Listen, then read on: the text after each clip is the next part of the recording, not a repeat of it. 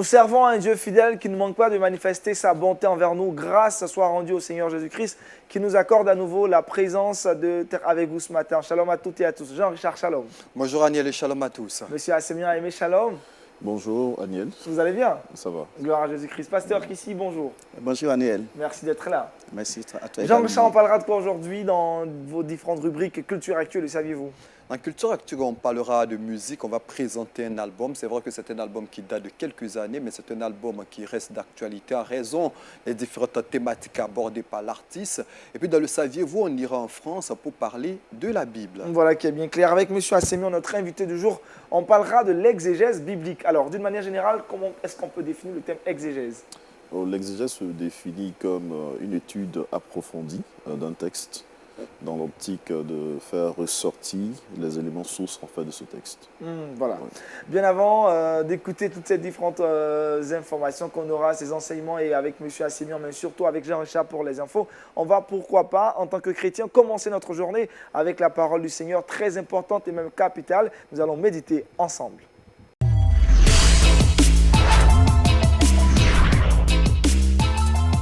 Ce matin, l'exhortation nous est apportée par le pasteur Kissi Brahima avec pour thème « Le conjoint idéal n'existe pas, on le crée ». Pasteur, dites-nous tout aujourd'hui sur ce conjoint. Merci Aniel. Je crois que ce matin, nous allons un peu parler du mariage, dans le cadre du mariage, parce que le mariage est tellement important, c'est la vie à deux. L'ambition de tout un chacun, c'est de se voir un jour, n'est-ce pas, se marier, fonder un foyer. Raison pour laquelle tous les samedis, vous allez vous rendre compte que toutes les mairies sont remplies. Les pasteurs n'ont pas de temps. Mais le triste constat, c'est que quelques temps après le mariage, juste 1, 2, 3 mois, c'est du Tom et Jerry, souvent dans le foyer, comme si nous avons commis une erreur. Et donc aujourd'hui, nous allons donc voir que le conjoint idéal n'existe pas. On le crée. Tout comme la conjointe idéale dans le foyer n'existe pas. Il faut la créer. Et de ce fait, je vais vous inviter à prendre votre texte et faire une lecture dans le livre de 1 Samuel, chapitre 25, versets 2 à 3. 1 Samuel, chapitre 25, versets 2 à 3. Il est écrit, « Il avait à Mahon un homme fort riche, possédant des biens à Carmel. Il avait 3000 brebis, 1000 chèvres, et il se trouvait à Carmel pour l'attente de ses brebis. Le nom de cet homme était Nabal, et sa femme s'appelait Abigail. C'était une femme de bon sens et belle de figure. Mais l'homme était dur et méchant dans ses actions. » Nous allons donc nous appuyer sur cette portion des Écritures qui nous parle de Nabal et Abigail. Et là, c'est un foyer, un couple qui vit ensemble. Et je voudrais rappeler que nous savons du moins la définition du mariage. Nous savons que lorsqu'on parle du mariage, c'est une institution divine. C'est Dieu qui l'a institué. Et le premier mariage a été célébré dans le jardin d'Éden, Adam et Ève. Ce que nous ne savons pas, par contre, c'est que Dieu ne nous crée pas un partenaire idéal. Dieu ne nous crée pas une conjointe idéale, mais Dieu nous donne cette responsabilité, une fois unis, de créer notre partenaire idéal. Si nous arrivons à le faire, alors nous allons sentir la joie dans le foyer. Et malheureusement, beaucoup de personnes entrent dans le mariage sans comprendre ce que c'est que le mariage. Pour eux, c'est un plaisir. Ou pour eux, en tant que jeune couple qui a duré longtemps dans le célibat, c'est un moyen de satisfaire leurs besoins sexuels. Donc, beaucoup de personnes entrent dans le mariage sans comprendre réellement ce que c'est que le mariage. Et si nous n'avons pas une compréhension du mariage, il y aura des divorces, des incompréhensions. Comme si Dieu s'était trompé. Or, Dieu ne se trompe jamais. Il y a l'apôtre Dallin Oaks de l'église de Jésus-Christ, les saints des derniers jours, qui dit que le bon mariage ne demande pas forcément un homme parfait ou une femme parfaite. Mais un bon mariage demande des personnes qui sont prêtes à lutter, malgré tout, leurs manquements, afin de passer de l'imperfection à la perfection. Donc le bon mariage, c'est de comprendre que nous devons lutter. Nous sommes deux partenaires qui nous associons avec des éducations différentes, avec des cultures différentes. Nous venons nous unir afin de fonder un foyer. Donc ce qui veut dire qu'il n'y aura pas moment de rater. Mais c'est à nous de prendre la responsabilité de créer un foyer idéal, afin que nous soyons un modèle. Et le texte que nous avons choisi ici est question de Nabal et d'Abigaël. Comment est-ce que Nabal se présente? Nabal, le nom de Nabal signifie insensé, quelqu'un qui est hors de ses sens ou simplement un fou. Et Abigail aussi signifie la joie de mon père. Et la Bible décrit Abigail comme une femme de bon sens. Elle avait la beauté intérieure, mais aussi la beauté extérieure. Elle était une femme très douce, très docile. Et tout homme envisage avoir telle femme comme époux dans son foyer. Au sein de l'église de Pentecôte à laquelle j'appartiens, Abigail est le modèle que nous prenons pour enseigner nos femmes. Et lorsqu'on dit Abigail comme slogan, une femme belle qui a un bon comportement, moi aussi je suis belle, j'ai un bon comportement. Et par là, nous invitons nos femmes à suivre l'exemple d'Abigail. Pourquoi? Parce qu'elle a été un modèle dans le foyer. En décrivant Nabal, qui non seulement son nom signifie quelqu'un qui est hors de ses sens. En dépit de cela, Nabal est une personne très méchante, une personne irreconnaissante, une personne ingrate. Nabal est ingrat parce qu'il n'a pas reconnu ce que David a fait pour lui. Et par-dessus, la Bible dit que c'est quelqu'un de méchant. Sans oublier qu'il est laid. La Bible ne décrit pas. Mais la description de Nabal soutient que c'est quelqu'un qui est laid. Et ce que nous voyons ici, c'est de se poser la question, comment une personne, une belle femme comme Abigail, une belle femme comme Abigail, belle de caractère, puisse être attirée par un tel homme. D'aucuns pourraient penser que Nabal a dû la leurrer. Ou alors, le véritable caractère de Nabal n'était pas révélé. Mais c'est au cours du mariage. Souvent, nous avons affaire à des personnes qui viennent comme partenaires, qui veulent vous engager dans un voyage de mariage, mais qui ne révèlent pas réellement leur identité. Leur véritable visage se découvre pendant la vie à deux. Est-ce que Abigail a dû tomber dans ce piège? Ou alors Abigail était-elle victime d'un mariage forcé? Le mariage forcé n'existe pas seulement chez les musulmans qu'on le pense. Même au sein de l'Église. Les mariages par recommandation, c'est une forme de mariage forcé. Dans le mariage, c'est deux cœurs qui s'unissent. Et le mariage est fait sur la base de l'amour. Mais ce que je voudrais ici souligner, ce n'est pas le fait que Abigail soit mariée à Nabal, quel que soit son caractère. Mais c'est de montrer que Dieu ne nous unit pas forcément à une personne qui est déjà parfaite. Souvent, c'est l'erreur. Nous pensons que Dieu va nous créer un autre prince charmant, un homme sans défaut, une femme sans défaut. Non. Dieu nous trouve notre partenaire et il permet que dans notre union, nous arrivons à nous aider. D'ailleurs, c'est le sens du mot aide.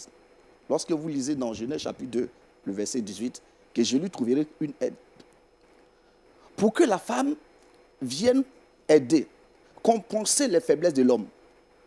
Pour que l'homme également vienne compenser les faiblesses de la femme. Donc il y a une théologie qui soutient que le mariage a pour but d'envoyer son partenaire au ciel. Par moment, je crois à cette théologie. Et donc, Abigail n'a pas regardé à ces choses. Donc, pour ma part, j'estime que Dieu qui connaît toutes choses a permis que Abigail soit à côté de cet homme insensé pour qu'un jour, elle puisse jouer un rôle salvateur dans la maison. Comme je l'ai dit tantôt, Nabal a refusé de l'aide à David. Et nous savons tous qui est David. Et David était prêt pour venir exterminer la maison. Pourquoi? Parce que Aban avait révélé un comportement d'homme méchant. Donc, pour ma part, j'estime que c'est pour un moment pareil que Dieu a dû susciter Abigail pour être l'épouse de Nabal. Parce que, au travers de la sagesse qui a caractérisé Abigail, le foyer ou ceux qui vivent dans la maison de Nabal ont été sauvés parce qu'il avait une femme sage à côté. Qu'est-ce que nous voulons retenir? Ce que nous voulons retenir ici, c'est que malgré le comportement très difficile de Nabal, Abigail a su être une épouse parfaite. Nabal, excusez-moi, était un homme truand. Toute la société savait qui il était. Ses parents savaient qui il était. Mais malgré toutes ses faiblesses, tout ce caractère, Abigail a su créer cette ambiance qui a permis qu'elle et lui puissent vivre ensemble. Pourquoi est-ce que je dis cela? Parce que quand vous parcourez les Saintes Écritures, vous allez découvrir que Abigail n'a jamais perdu la foi en Dieu. Souvent, lorsque nous sommes attachés à une personne dans le foyer et que le comportement de l'un des partenaires est tellement difficile, on arrive parfois à perdre la foi en Dieu. Mais elle a reconnu que le mariage étant une institution divine et que seule la mort puisse les séparer, malgré les défauts, malgré le comportement, le caractère insupportable de Nabal, elle a toujours gardé la foi en Christ. Dans des foyers, beaucoup de personnes, beaucoup de femmes, surtout du côté de nos mamans, n'arrivent pas à supporter leur mari à un caractère de Nabal. Et par moments, ces foyers se terminent par des séparations. Pourquoi? Parce qu'il est difficile de supporter le caractère de son partenaire. Oubliant que Dieu ne créera jamais un être parfait pour mettre à notre place. Nous aurons toujours des faiblesses, mais c'est à nous de créer cette atmosphère-là, de créer cette ambiance, de rendre notre conjoint attirant à tous les domaines. Donc, Abigail n'a pas regardé au défaut, mais elle a regardé à Dieu. Elle a gardé la foi. Et c'est ce à quoi je voudrais attirer l'attention de nos mamans qui sont dans des foyers, par moments où le mari est tellement difficile de regarder à Dieu, parce que Dieu est l'auteur du mariage. Ensuite, Abigail a révélé un peu la fidélité. Alléluia. Une femme qui a démontré aux yeux de tous que quel que soit ce que votre partenaire, votre mari puisse être, vous lui devez fidélité. Le caractère de Nabal n'a pas conduit Abigail à être infidèle dans son foyer. Elle a accordé tout respect à Nabal, tout ce qu'il faut en tant que femme, malgré les moments difficiles. Pourquoi? Parce que c'est que elle n'a pas le droit de violer le serment. Une fois que vous êtes mariés, c'est pour toute la vie. Elle connaissait ses droits conjugaux. Donc, elle n'a pas violé. Elle n'a pas manqué du respect. Elle n'a pas divulgué les secrets conjugaux. Mais elle a donné tout respect à Nabal, qui avait un caractère insupportable. Et ensuite, nous voyons que Dieu lui-même a apporté une solution. Quelle est cette solution? C'est que quelque temps après, lorsque Nabal avait refusé l'aide à David, sous les conseils d'Abigail, David a accepté de ne pas venir dévaster la famille de Nabal. Mais la justice de Dieu elle-même fut établie. Parce que Nabal connut une mort où il n'y a pas eu l'implication d'Abigail. Qu'est-ce que cela nous enseigne? Je le disais tantôt que souvent le mariage, c'est pour nous aider, pour que nous soyons sauvés. Mais si par moment, votre partenaire est insupportable et que Dieu voit en votre partenaire une personne qui peut vous bloquer à votre salut, il y a plusieurs façons de résoudre les problèmes conjugaux. Mais vous, ayez la foi, fixée sur Dieu.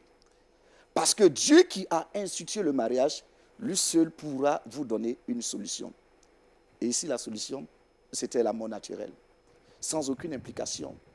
C'est un peu comme si Abigail a été déchargée, sans qu'elle-même ne s'implique. Pourquoi? Parce qu'elle avait décidé de créer un mariage parfait, malgré les insuffisances de Nabal. Qu'est-ce que nous devons faire afin de pouvoir créer au sein de notre foyer un mariage convivial, un mariage exemplaire? Paul nous donne quelques conseils dans 1 Corinthiens chapitre 13, verset 8.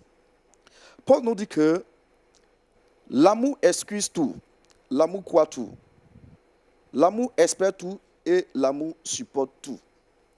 Si nous voulons donner du goût à notre mariage, c'est de mettre l'amour comme base, comme fondement. On ne peut pas se marier si nous ne nous aimons pas. J'estime pour ma part que si deux personnes ont été courageuses, aller devant les autorités du pays, aller devant les autorités de Dieu pour se marier, c'est qu'il y a eu amour d'abord. Si nous ne nous aimons pas, nous ne pouvons pas prendre cet engagement pour aller nous marier. C'est pourquoi l'amour est d'abord à la base. Et pour ma part, quels que soient les défauts que nous avons dit de Nabal, je sais que Abigail avait de l'amour pour lui. Abigail n'a pas regardé à sa beauté, non plus à la richesse de Nabal. Mais je crois qu'elle a dû par moments respecter, regarder à l'amour qui la lie. Et elle s'est mariée à Nabal. C'est pourquoi elle a dû supporter. Et Paul ici dit que il faut que nous mettons l'amour. Pourquoi? Parce que l'amour excuse tout. Excuser veut dire pardonner. Ce qui veut dire quand vous aimez, vous pardonnez facilement. Vous ne voyez pas les défauts de votre partenaire. Vous ne voyez pas les défauts de votre mari parce que vous l'aimez. Il nous dit également que l'amour croit tout. Avec l'amour, nous pouvons déplacer des montagnes. Donc, quelles que soient les difficultés, vous regardez à l'amour qui vous allie. Il nous dit que l'amour espère tout et l'amour supporte tout. Je voudrais souligner le mot supporter. Il y a des défauts dans les foyers parce qu'on n'arrive pas à supporter. La femme n'arrive pas à supporter son mari à caractère de Nabal. Le mari aussi n'arrive pas à supporter sa femme à caractère de Jézabel. Et en fin de compte, c'est le divorce. Pourquoi? Parce qu'ils n'ont pas pu se supporter les uns les autres. Et Paul nous dit, si nous voulons créer un climat de paix, un climat de joie au sein de notre foyer, c'est d'apprendre à supporter. Et Abigail nous a donné un exemple. Supporter Nabal. Un mari difficile. Malgré tout, Abigail a dû supporter jusqu'à ce que la lumière de l'Éternel vienne éclairer leur foyer. Ma prière pour vous, bien-aimés, à nos mamans comme à nos papas, vous n'êtes pas trompés de partenaire. Mais chacun de nous doit savoir que c'est à nous de créer le partenaire idéal pour que nous puissions connaître le bonheur. Si nous arrivons à nous supporter les uns et les autres, les gens viendront découvrir les secrets de votre joie, de votre bonheur. J'ai vu des personnes mariées à des femmes très laides. Mais parce qu'ils ont su développer, créer un climat de joie, les autres les envient. Et se demandent, mais qu'est-ce qu'elle a? Quel est son secret? Avec cette beauté qui apparemment qui ne glorifie pas les hommes pour dire Dieu, mais il est quand même attaché à ce dernier ou à ces derniers. Pourquoi? Parce que dans la faiblesse du partenaire, l'autre a su créer quoi? Des forces. Et c'est ce que je voudrais partager ce matin à nos chers téléspectateurs. Dieu ne vous donnera jamais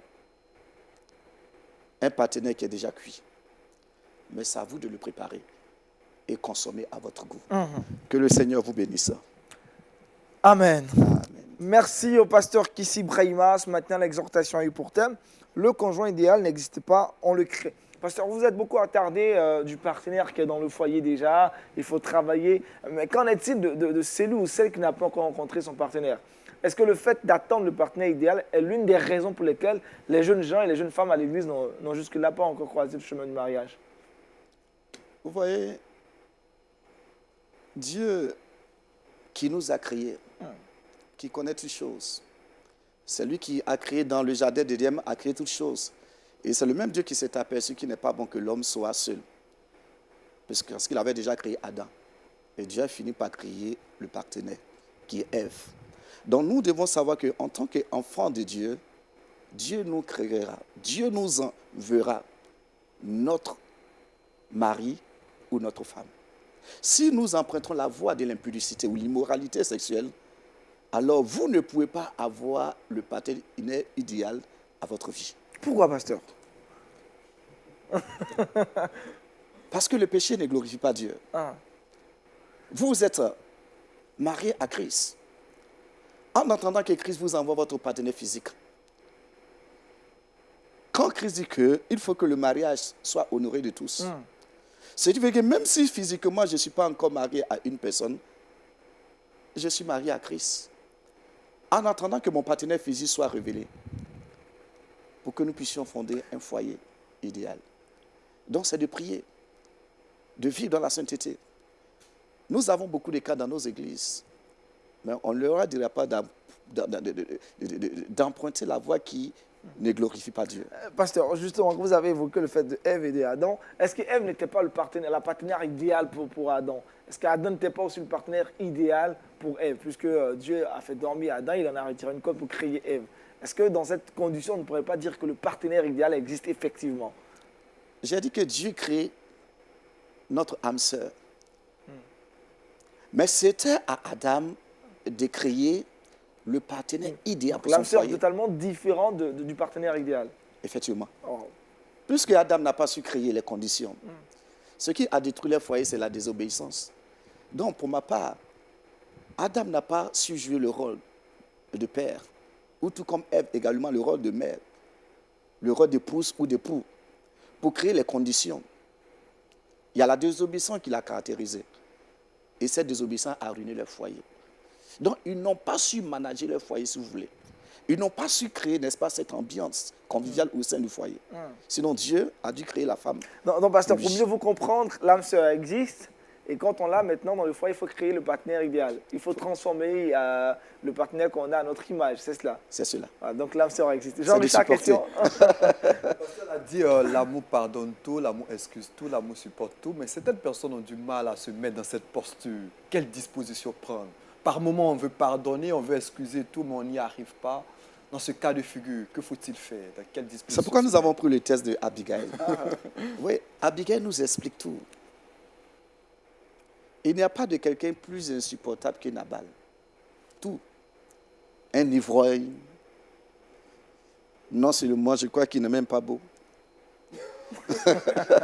Mais vous voyez, et on nous présente Abigail comme une belle femme, à tous les niveaux. Mais elle a dû supporter. Et la solution est venue de Dieu. C'est ça. Elle n'a pas utilisé de sa propre sagesse pour dire non, trop c'est trop. Je ne veux plus m'engager dans ce mariage. Mais elle a reconnu que le mariage est institué de Dieu. Et qu'une fois mariée, on ne divorce pas.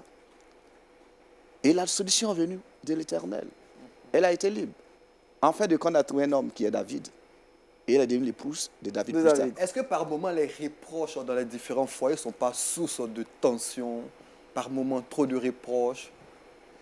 Oui, par moment, trop de reproches. Mais les reproches ne doivent pas vous amener à divorcer.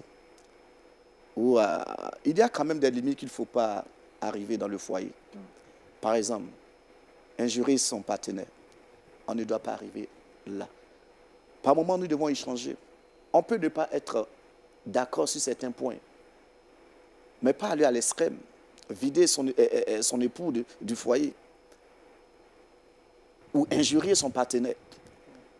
Nous supportons. Donc Paul nous dit dans Éphésiens chapitre 5, quand vous lisez à partir du verset 22, il dit aux femmes de vous soumettre. À qui? Au mari. De la même manière que vous êtes soumis, l'Église est soumise à Christ, la femme doit l'être à son mari. Et il dit également à l'homme d'aimer son épouse, comme Christ a aimé. Donc, pour ma part, c'est une question d'obéissance. Et c'est une question de soumission. La soumission, l'homme doit se soumettre tout comme la femme aussi doit se soumettre. Mais le plus important, c'est de supporter. Parce que Christ a dû supporter tout. On supporte parce que le caractère manifesté ne vous plaira pas, mais on vous demande de supporter. Ça dit, autrement dit, c'est encaisser la douleur dans votre chair. C'est ça. Merci, pasteur. Merci, pasteur. Tellement intéressant. Monsieur Assemian Aimé, le pasteur a longuement épilogué sur ce sujet. Le conjoint idéal n'existe pas, on le crée. Vous êtes d'accord? La chose est possible lorsque nous nous mettons sous le joug du Seigneur. Jésus a dit, prenez mon joug, car mon joug, il est doux et il est léger. Et quand on se met sous le joug du Seigneur dans le contexte du mariage, en fait, c'est choisir le conjoint selon Dieu. Parce que, certes, le cas d'Abigail et de Nabal, c'est un cas dans lequel, en fait, Abigail démontre de sa sagesse, démontre, en fait, de sa soumission, des objectifs nobles, dans le sens du foyer dans lequel elle se trouve. Mais je veux dire que ce sont des cas un peu extrêmes. Voilà. C'est-à-dire qu'on ne souhaiterait pas que, en fait, une femme, les femmes, nos sœurs dans l'Église se retrouvent en fait dans le cas d'Abigail. Le pasteur l'a dit tout à l'heure, il y a des mariages forcés. Tout comme dans l'Église. Mariage par recommandation, par révélation. Voilà. Abigail a dû se retrouver dans un tel cas pour être avec Nabal. Mais aujourd'hui, en fait, on peut prévenir. En fait, il y a des méthodes de prévention de ce genre de situation. Et pour se mettre en fait sous le joug du Seigneur. Le mariage, les difficultés sont supportables lorsque nous sommes sous le joug du Seigneur. Ça, c'est la base. Voilà. Donc pour vous, dès qu'on est sous le joug, voilà. on peut vraiment supporter. On peut supporter. Mais quand nous prenons un joug étranger, très souvent on en est conscient. Très souvent on en est conscient, soit on se dit, elle a l'argent, il a l'argent, sa famille est ceci, ma famille est cela, ainsi de suite. Et puis nous fabriquons quelque chose et puis nous nous mettons, nous disposons de certaines choses et puis nous allons jusqu'au mariage. Vous savez, en fait, le joug, en fait, est léger parce que quand nous sommes dans la pensée du Seigneur, nous sommes dans la volonté du Seigneur dans le cadre de notre mariage. C'est ce que le pasteur a dit tout à l'heure. On ne voit plus les défauts. On ne voit plus on les supporte aisément.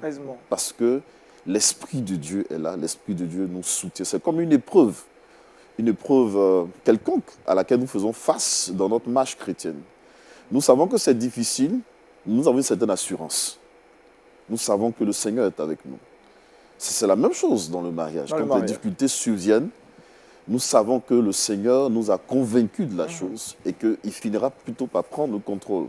Et donc nous persévérons, nous sommes dans l'assurance. Mais quand nous sommes conscients que le choix qui a été fait sur la base en fait d'une orientation démoniaque, des principes purement mondains et humains, nous savons textuellement, nous savons en fait clairement où est-ce que nous sommes en train de partir. Et là, il est clair que l'homme va prendre ses dispositions qui sont propres à lui. La femme va prendre des dispositions qui sont propres à elle, soit pour échapper peut-être à la mort, peut-être à une situation dramatique.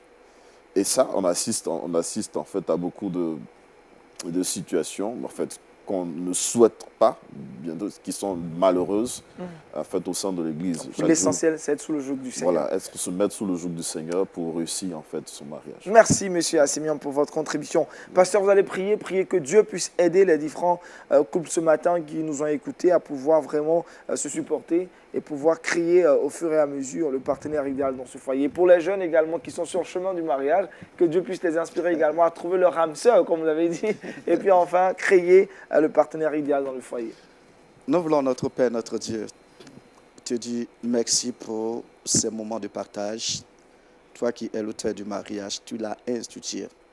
Et Seigneur, tu n'exhortes pas à ce que, Seigneur, des mariages, Seigneur, soient détruit parce que tu hais le divorce. Cependant, Père, nous avons besoin, notre Père, notre Dieu, de ton joug, afin que nous ayons une pensée, une compréhension claire du foyer, du mariage, de telle sorte qu'une fois que nous sommes unis, nous pouvons nous supporter les uns les autres. Nous te prions, notre Père, notre Dieu, pour des foyers en trouble. Notre prière, Éternel des armées, c'est que, Seigneur, tu les ramènes à toi, afin que, Seigneur, l'amour, Seigneur, soit manifesté et qu'ils comprennent que l'amour peut excuser tout, l'amour peut tout pardonner, l'amour peut supporter tout. Nous prions également, notre Père, notre Dieu, pour nos frères et sœurs qui voudraient un jour, Seigneur, se marier. Nous te prions, notre Père, de les éclairer, afin que, Seigneur, qu'ils ne tombent sur la mauvaise personne. Mais nous voulons, Seigneur, que tu les éclaires, que tu leur apportes leur âme sœur, afin qu'ils puissent porter ensemble leur joug. Nous te bénissons, nous te levons au nom de Jésus-Christ. Amen. Merci encore au pasteur Kissi Brahima. Ce matin, notre exhortation est pour thème. Le conjoint idéal n'existe pas, on le crée. On va progresser dans cette émission et retrouver Jean-Richard dans Culture Actu.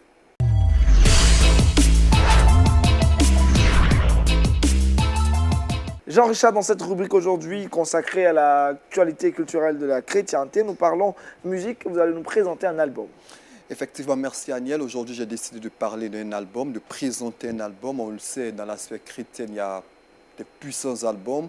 Et surtout, il y a des artistes qui s'identifient par moment à des albums. On a plus ou moins parlé de Donnie McClurkin, a présenté ses albums, Curtis Chapman avec des albums qui l'identifient, Immigrants, Collectif Yeux Ouverts avec l'album Abba Père, des artistes tels que Exo Éclat. Si tu veux le louer, il y a des chansons qui s'identifient à certains artistes, des albums aussi.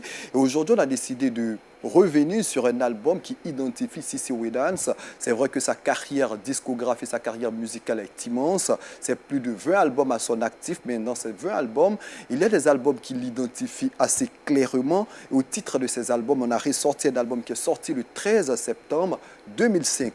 Cet album a pour titre Purified, Purifions. Eh bien, qui est CeCe Winans? On va nous parler bien évidemment de cet album. Il faut rappeler que CeCe Winans est une artiste américaine, chanteuse américaine, interprète, notamment de musique gospel. C'est l'une des puissantes voix de la musique gospel internationale. À son actif, plus de 8 Grammy. Elle a vendu près de 50 millions d'albums à travers le monde. Elle a eu une vingtaine d'albums, je l'ai dit, plusieurs singles. Elle a collaboré notamment avec tous les grands chanteurs internationaux à travers le monde. Elle a sorti son premier album en 1995, un album qu'il avait déjà installé dans le cœur de bon nombre de personnes. Ensuite, elle a récidivé en sortant plusieurs albums. Mais l'album qui l'identifie et l'album qu'on a décidé de présenter aujourd'hui, c'est un album qu'elle a sorti le 13 septembre, comme je le disais, 13 septembre 2005. Cet album a pour titre Purified. C'est un album qui est encore disponible, mais c'est un album qui aujourd'hui est gratuit sur plusieurs plateformes. Vous pouvez le retrouver notamment sur YouTube, album entièrement gratuit. C'est un album de 13 titres. 13 titres pour inviter les uns et les autres à purifier leurs différents sens, à purifier leurs yeux, à purifier leur bouche, à purifier leur comportement, à purifier tout ce qu'ils font, parce que on se dit chrétien et par moments nous avons des comportements désagréables. On se dit chrétien et par moments nous tenons des propos assez désagréables. Eh bien, CeCe Winans, au travers de cet album, interpellait les uns et les autres sur la nécessité de se purifier à tous égards. C'est un album qui reste encore d'actualité, album vendu à plusieurs millions d'exemplaires. C'est vrai qu'après cet album sorti, je l'ai dit, le 13 septembre 2005, CeCe Winans a sorti plusieurs albums, mais il ne se passe un jour où elle est sur scène, qu'on lui demande d'interpréter un titre de Purified. Il faut rappeler que c'est un album qui fait 54 minutes 10 secondes et cet album reste collé dans le cœur de plusieurs personnes. C'est vrai, peut-être que vous ne connaissez pas cet album. Je vous le recommande. Il est aujourd'hui disponible sur les réseaux sociaux. Et aujourd'hui, je tiens à vous présenter le titre éponyme de cet album, le titre Purifions. Regardez. Jesus, bright as the morning star. Jesus, how can I tell you how beautiful you are to me?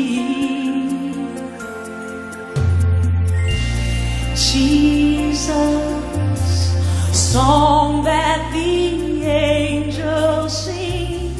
Jesus, dearer to my heart than anything,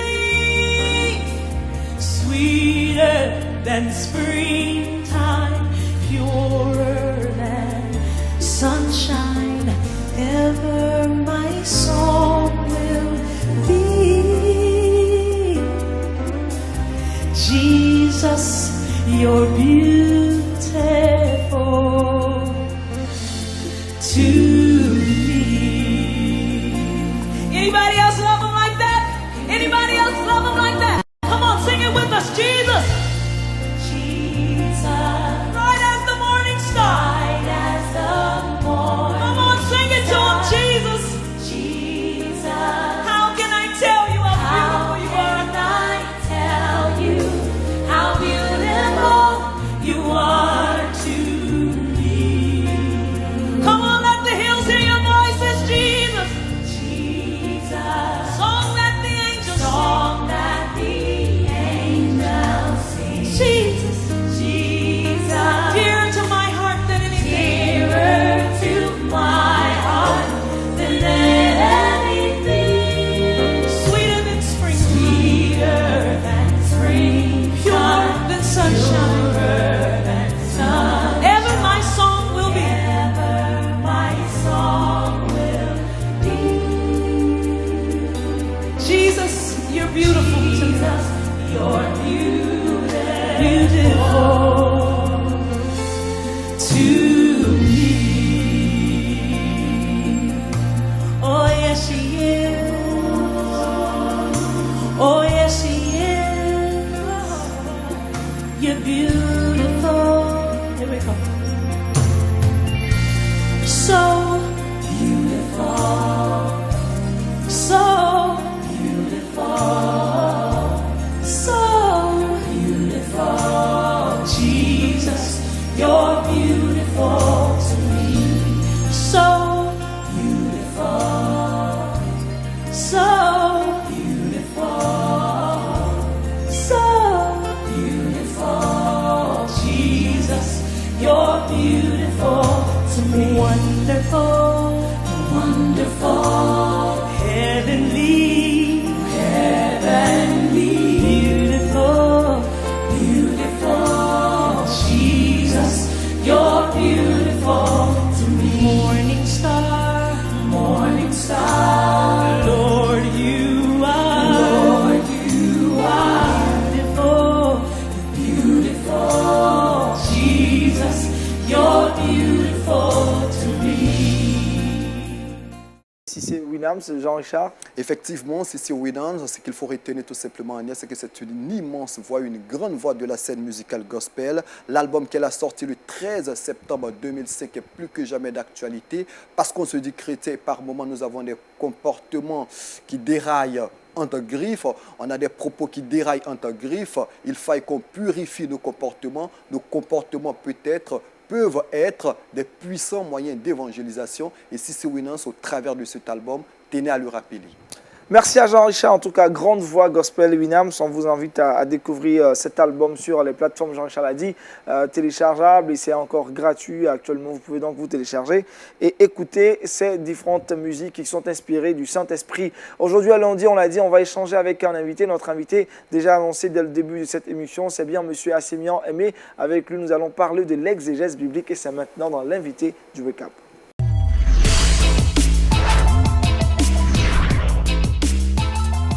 Monsieur Assemian, ce matin, nous parlons de l'exégèse biblique. Dites-nous tout, c'est quelque chose qu'on n'a pas l'habitude d'entendre. Ce n'est pas vraiment un usage commun.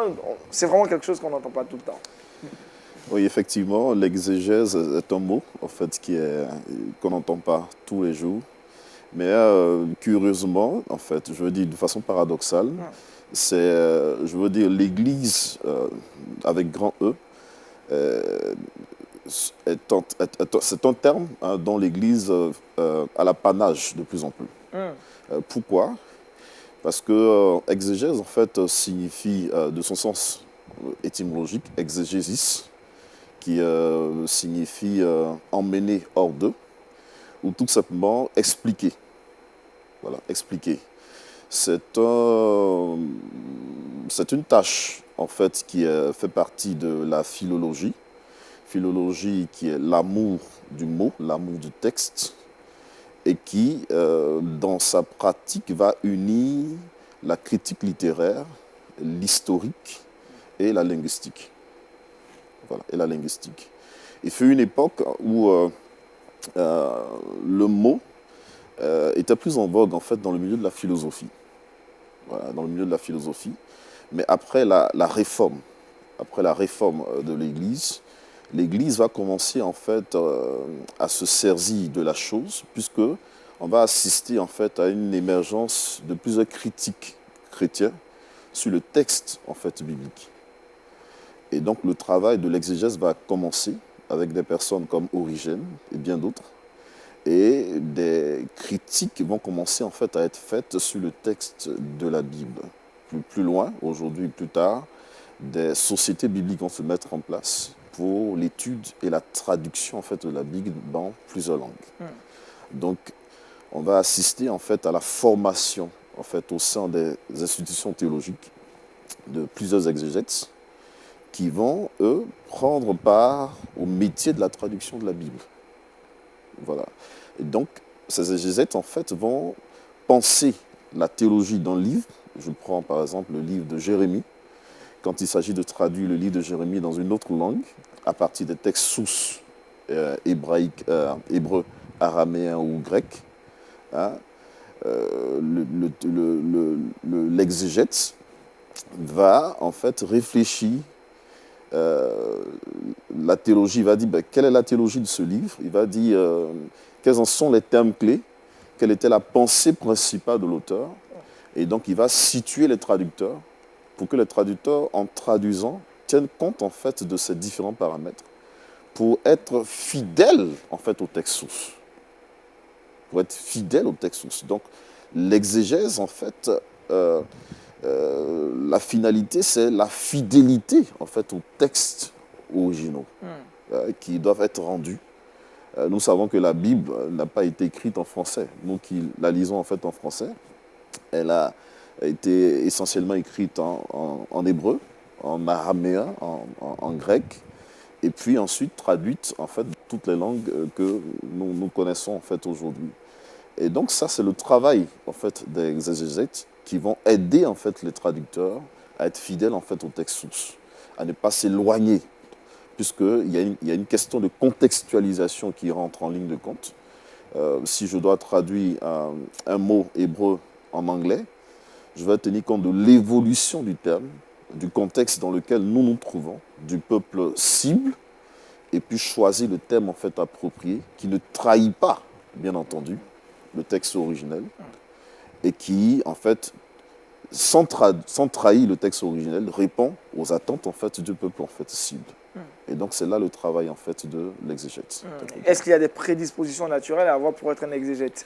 Oui, bien entendu. Il faut une formation. Il y a une formation universitaire, bien entendu, soit dans une faculté de théologie, soit dans une faculté de linguistique,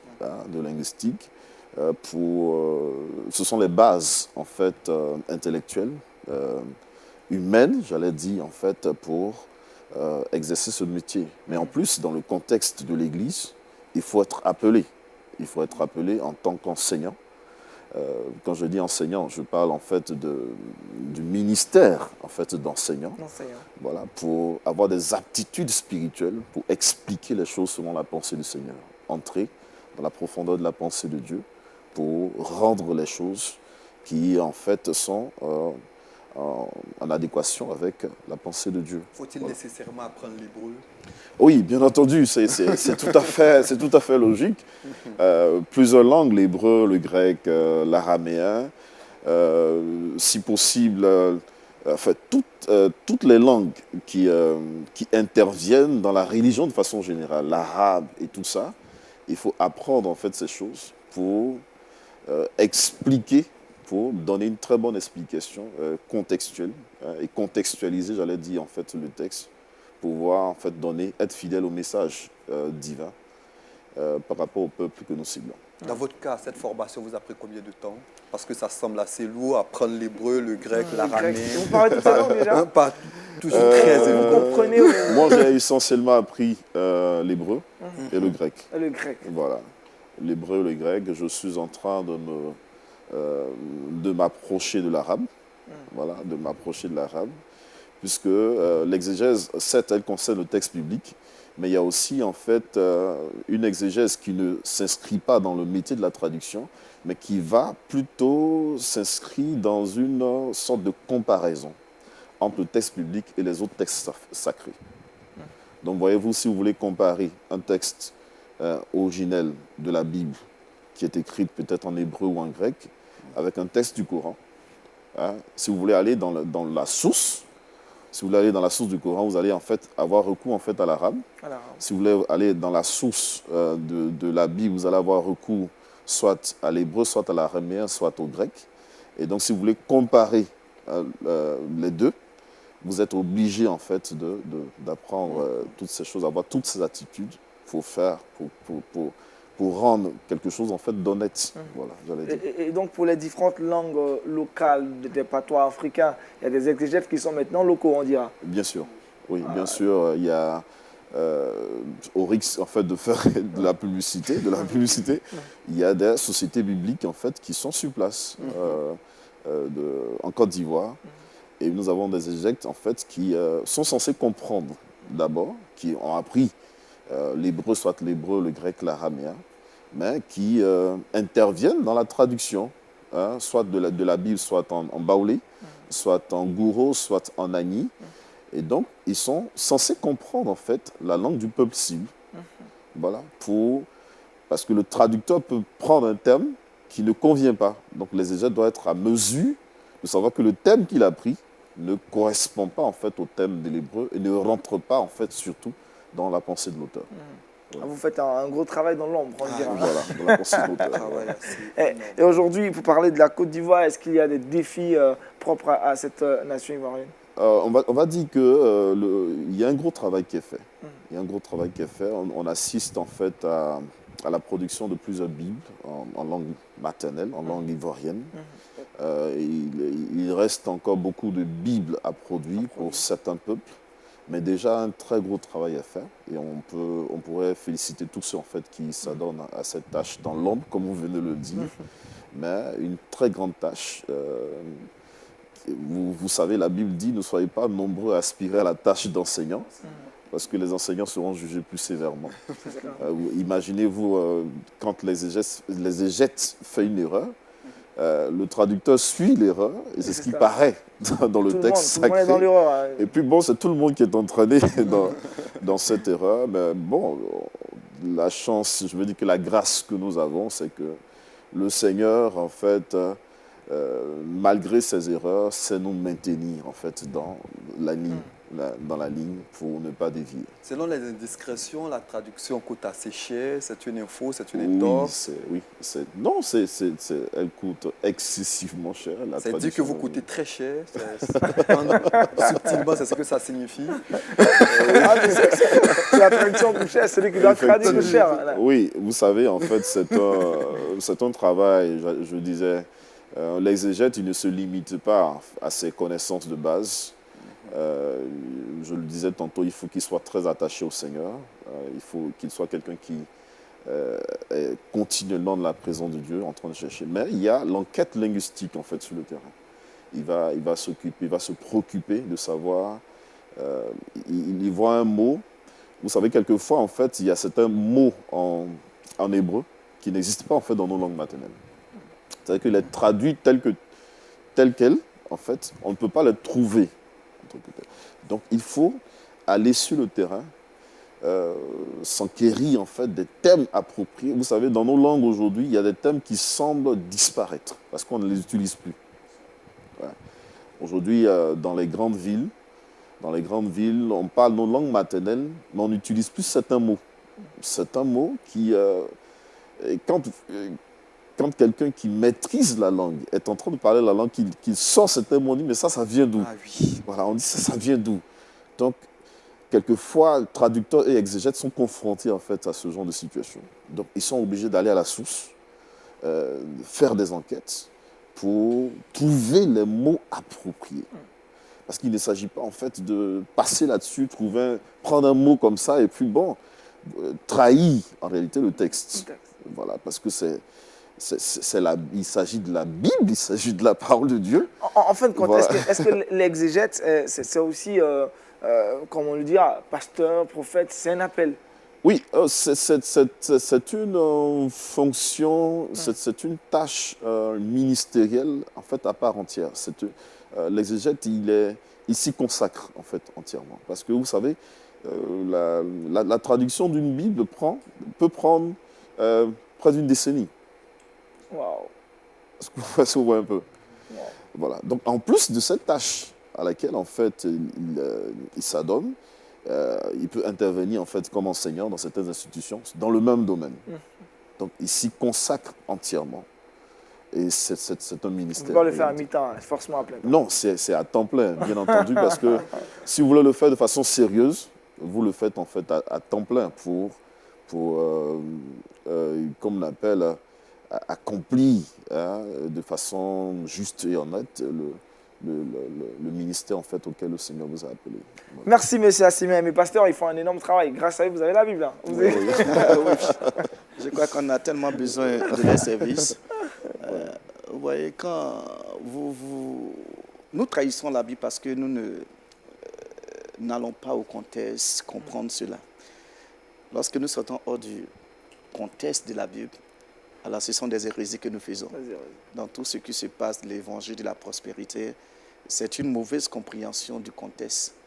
Donc, quand nous avons l'exégète, bon, nous, les codes de théologie, n'ont pas beaucoup plus de l'herméneutique qui est là d'interpréter, dans lequel on s'implique l'exégète. Je crois que ça nous aide à être fidèles à la parole de Dieu. Oui, c'est important. Très important. Peut-être qu'on aura M. Assimian pour d'autres textes qu'on prendra, on les fera à partir de leur contexte, il va nous Tout à expliquer fait. mieux. Bien Parce qu'on entendu. aura d'autres occasions d'en parler. Merci encore, M. Merci. Assimian. Mais on a parlé de l'exégèse biblique. On va retrouver Jean-Richard dans le dernier virage de cette émission. Et vous le savez, c'est dans le Saviez-vous.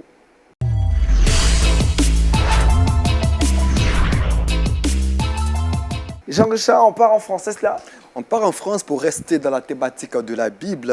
Eh bien, nous sommes au mois de mars et ce mois de mars, du côté de la France, est consacré, nous l'avons dit il y a de cela plusieurs semaines, ce mois est consacré entièrement à la Bible au niveau de la France, à l'initiative bien évidemment de la Société biblique française en collaboration avec le syndicat des libraires de littérature religieuse et des éditions bibliques ont décidé de créer ce qu'on appelle le mois de la Bible. La première édition a eu lieu en 2018. Eh bien, l'Alliance biblique française a décidé de remettre le couvert. Ce mois de mars sera entièrement consacré à la Bible. Qu'est-ce qui va se passer, Aniel? De façon pratique, toutes les librairies en France vont s'ouvrir entièrement à la Bible. Il y aura des personnes pour expliquer la Bible, pour expliquer pourquoi il existe plusieurs versions de Bible, comment choisir sa Bible, comment est-ce que la Bible même est parvenue aux uns aux autres. Ça sera un moment assez formidable.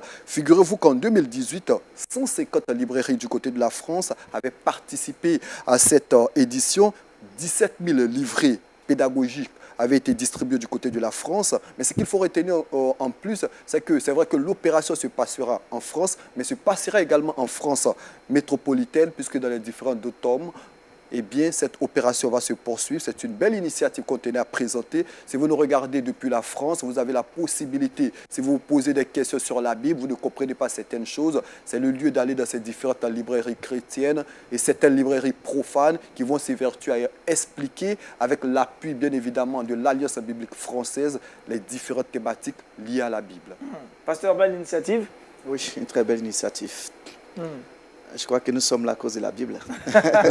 C'est Jésus-Christ. Donc il faut faire la publicité de la Bible.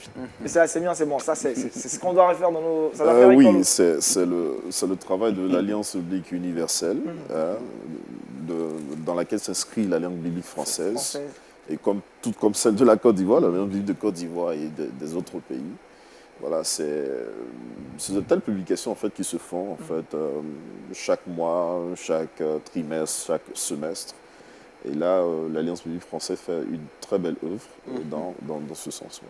On espère que ça va faire école, pourquoi pas dans d'autres pays. C'est vrai que par moment, certaines personnes estiment qu'elles ne comprennent pas certaines choses. Elles ont des difficultés à trouver des personnes pour expliquer certaines choses. Aller vers les librairies, consacrer la librairie à la Bible. Je pense que c'est une expérience assez formidable. On espère, pourquoi pas, que dans les différentes nations africaines, ce projet-là sera reconduit. Parce que lors de ces occasions, on retrouve les exégètes qui sont généralement cachés. On les voit.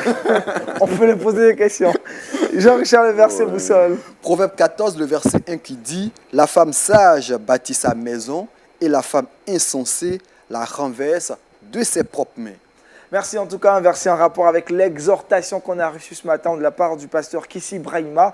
Le conjoint idéal n'existe pas, on le crée, c'est une très très bonne nouvelle. Et puis avec également M. Assémien Aimé, on a parlé de l'exégèse biblique. Merci à Jean-Richard.